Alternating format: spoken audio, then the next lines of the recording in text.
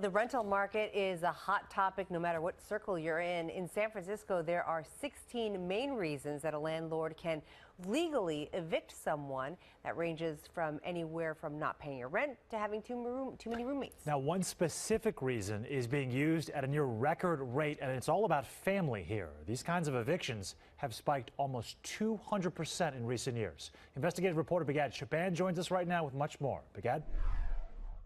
Well, guys, even if you haven't been evicted, you might be living in a home where someone was kicked out illegally.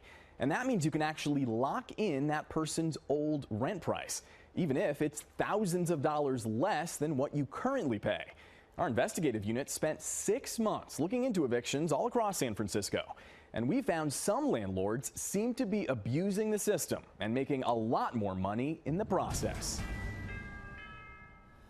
Alrighty, you can have this. You want to eat this first? Angelique Rochelle and her daughter Leona have lived in this Oakland apartment for 2 years, but they still don't consider it home. This is where they say they should be living, a San Francisco apartment that was their home for nearly a decade, until they were forced to leave. I was trying to do my best to stay there with 10 years of my kids in school and my whole community there. Your whole life was there? Yeah, my whole life was there. It's still there. In San Francisco, landlords can legally kick out their tenants if they, or in some cases their relatives, want to move in. It's called an owner move-in eviction. And when Rochelle, a single mom, got her eviction notice, she and her 3 kids had to leave their home that had been under rent control for 10 years. You couldn't find a place that you could afford that could fit all of you after that? Yeah, it'd been impossible. Her 2 oldest children went to live with their dad in San Francisco, and Rochelle moved to Oakland with her youngest daughter. It's kind of like having your kids taken away from you it's hard. San Francisco was home to 413 of those evictions last year, the most seen this decade. To find out what's behind the spike, we obtained city records for an entire year's worth of evictions. The hundreds of pages list every landlord or family member that was supposed to move into a home as part of an eviction in 2014. By law, they had to intend to live there for at least 3 years before renting to someone new. But our investigation uncovered what appears to be widespread abuse. What we found, was pretty astonishing. That's my producer, Michael Bott. We, along with other members of our investigative unit, traveled all throughout the city over the past 6 months, going door to door to nearly 300 of those homes to find out who's actually living there.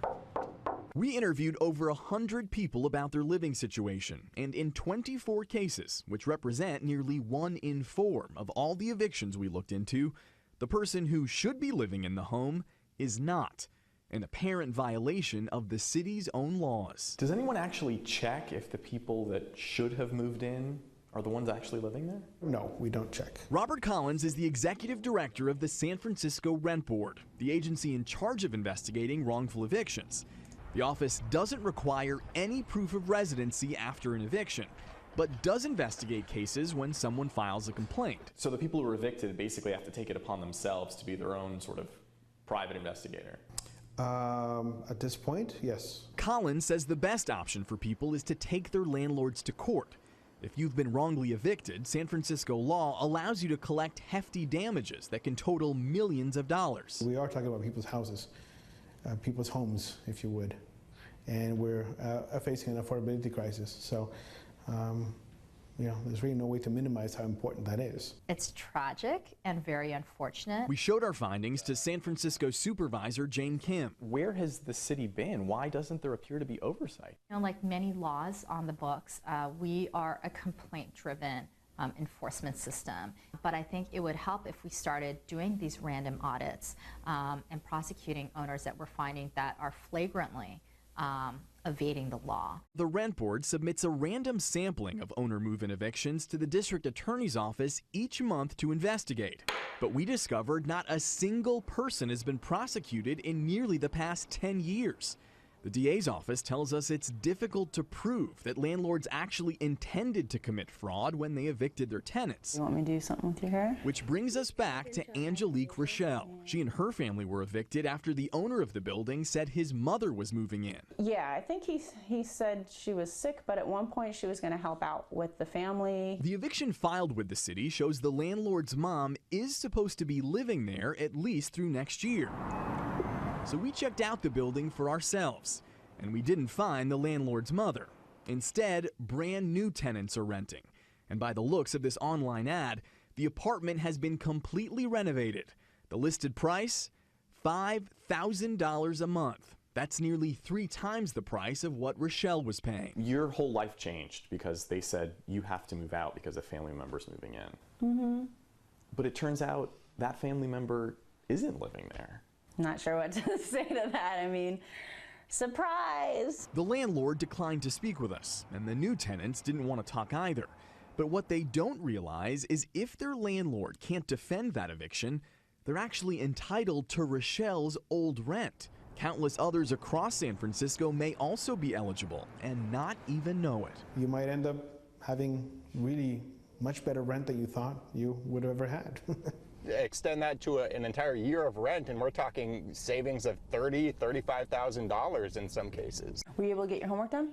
Mm-hmm. Angelique Rochelle says landlords shouldn't be allowed to kick anyone out until they first prove that they or their family members are actually moving in. If that's the sole reason they're able to have families split apart. Bye, boo-boo.